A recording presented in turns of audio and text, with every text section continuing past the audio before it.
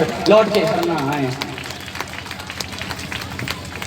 उन्होंने अपने देश के कल के खातिर, उन्होंने देश के कल के खातिर अपना सब कुछ खोया है। उन्होंने देश के कल के खातिर अपना सब कुछ खोया है। और ये भी एक सैनिक का बेटा है जो लिखते लिखते रोया है। हम अपने घरों में हैं और बड़े आराम से लेटे हैं। जो सीमा पे खड़े हुए हैं वो भी किसी के बेटे हैं। जो सीमा पे खड़े हुए हैं वो भी किसी के बेटे हैं। हर बंदा का एक ग्रुप होता है जिसमें 4 जन, 4 से अधिक हो सकते हैं। मेरा भी एक ग्रुप है जिसमें, हालांकि मैं हमेशा 4 जन का ग्रुप रहता है मेरा, तो उसमें मैं अधिकतर, हर लोग अलग अलग जगह से आते हैं तो अलग अलग बातें लेके आते हैं। मैं अधिकतर सैनिकों की बातें लेकर के जाया करता था। तो एक दोस्त ने मुझसे पूछ दिया कि तू मत बोल, तू चुप रह, तू अगर बोलेगा तो सैनिकों के बारे में ही बोलेगा और तुझे कुछ आता ही नहीं। उसने कहा, बड़े आसानी से कह दिया कि तू चुप रह, ये शब्द मुझे इरिटेट करते हैं, मुझे नहीं इंटरेस्ट है इनके बारे में सुनने को। और उस वक्त मेरी आंखों में नमी थी लेकिन नहीं दिखा सकता था क्योंकि मेरे वो दोस्त थे और मुझे ना लगा था कभी कि वो ऐसे बोलेंगे। देशभक्ति हालांकि उनके अंदर भी है और सैनिकों के अंदर भी है, लेकिन दोनों में अंतर है। क्या अंतर है?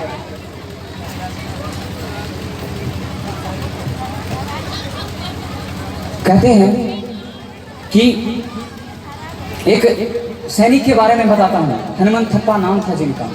एक भारत में माहौल चला जब जेएनयू में नारे लग रहे थे, भारत तेरे टुकड़े होंगे हर घर से अफजल निकले, भारत तेरे टुकड़े होंगे हर घर से अफजल निकलेगा। उसी वक्त की बात है, एक माँ का लाडला बर्फ में 3 फुट नीचे चादर, बर्फ की चादर में सोया पड़ा था। 6 दिन तक वो वहीं पे रहा।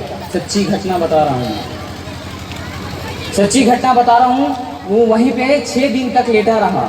7वें दिन उसे वहाँ से निकाल करके दिल्ली लाया जाता है हॉस्पिटल में और 24 घंटे के अंदर उसने अपनी प्राण त्याग दिया। मुझे समझ में नहीं आया कि जो लाडला 6 दिन तक बर्फ की घाटियों में, बर्फ के अंदर बड़े आराम से लेटा था, वो 24 घंटे में ही कैसे अपने प्राण त्याग सकता है? तो कहीं रीजन ये रहा कि वो बर्फ की घाटी में आंसू बो गया होगा, वो बर्फ की घाटी में आंसू बो गया होगा।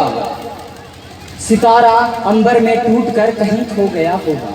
वो बर्फ की घाटी में आंसू बो गया होगा, सितारा अंबर में टूटकर कहीं खो गया होगा। और वो जीना चाहता होगा अभी भी अपने देश की खातिर, मगर गद्दारों को देखा तो वो फिर से सो गया होगा, मगर गद्दारों को देखा तो वो फिर से सो गया होगा।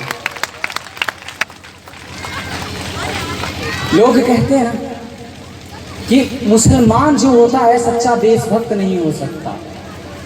हिंदू कहते हैं कि मुसलमान सच्चा देशभक्त नहीं होता। मैं एक घटना बताता हूँ। औरंगजेब नाम था जिसका एक वीर था, कश्मीर के घाटियों में शहीद नहीं हुआ था, वो उसे मारा गया था। वो ईद का वक्त था जब वो अपने घर लौट रहा था छुट्टियों के वक्त। उसे बीच राह में ही किडनैप कर लिया जाता है और एक जंगल में लेकर के गया जाता है। वो जंगल में रहता है। जब उसके आंखों पर से पट्टियां हटती हैं तो सामने 6 से 7 जन जो कि बंदूक लेके उसके सामने खड़े हैं और उस लोग उनसे कहते हैं कि तू मेरे ही कास्ट का, मेरे धर्म का है, तू मेरे साथ आ जा, अपने देश की राजें बता दे, अपने सैनिकों की राजें बता दे। अगर वो देशभक्त ना होता तो शायद उनसे मिल जाता, अपनी प्राण ना त्यागता वहां पर। पता है, उसके घुटने में गोली मारी गई।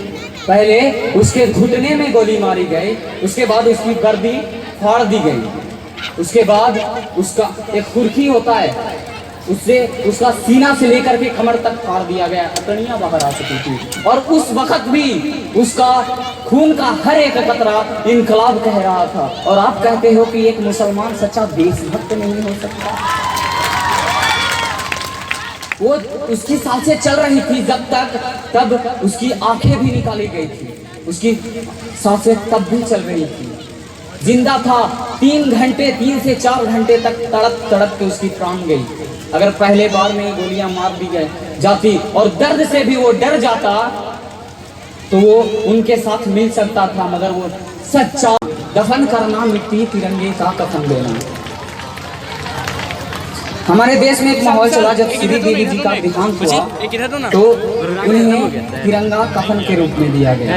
3-4 प्रोग्राम आ रहे हैं। हालांकि वो एक महान अदाकारा थी, लेकिन जब एक आम इंसान के लिए तिरंगा कफन का रूप ले ले तो हमारे सैनिकों के लिए क्या रह जाएगा कि समूचे देश का उनको नमन यूं ही नहीं मिलता, समूचे देश का उनको नमन यूं ही नहीं मिलता, अदब सम्मान का उनको गमन यूं ही नहीं मिलता। नहीं मतलब कि जो अपने देश के